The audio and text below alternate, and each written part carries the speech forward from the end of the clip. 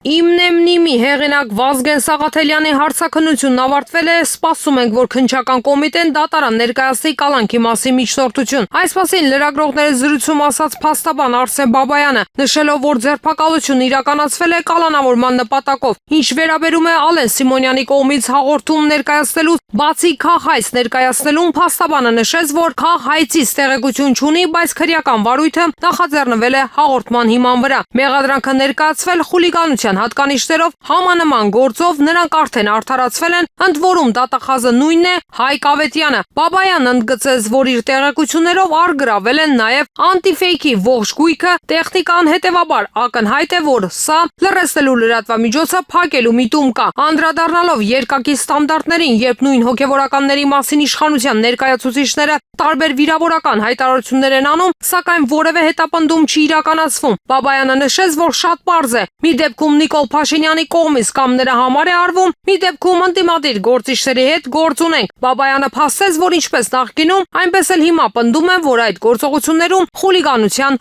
հանցակազմ չկա։